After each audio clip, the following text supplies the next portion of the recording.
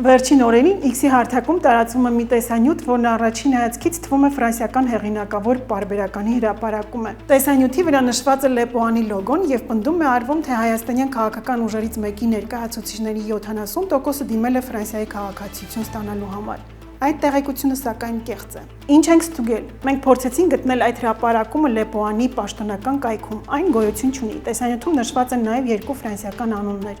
Պարզվում է այդ մարդիկ իրական են, բայց քաղաքական լրագրության հետ կապ չունեն։ Այսինքն օգտագործվել են իրական անուններ վստահություն ստեղծելու համար։ Այժմ կարևոր մասը՝ ինչպես է կառուցվել մանիպուլյացիան։ Այս տեսանյութը արված է մի քանի քայլով։ Վերցրել են հեղինակավոր մեդիայի լոգոն, այդ դեպքում լոգոն աշխատում է որպես վստահության կնիկ։ Օգտագործվել է իրական տեսանյութի վերջին հատվածը։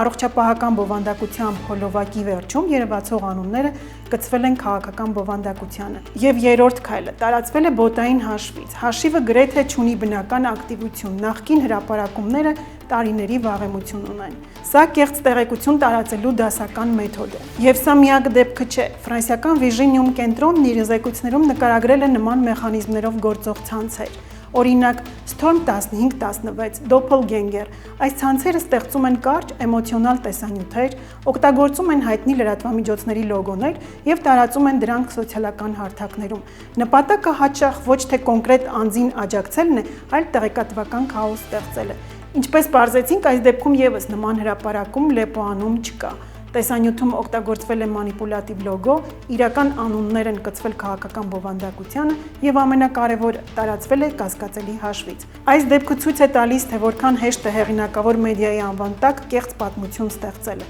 Հետևաբար, միշտ ստուգեք աղբյուրը, միշտ հարց տվեք, ում է սա ձեռնտու եւ վերջապես մի տարածեք չստուգված բովանդակություն։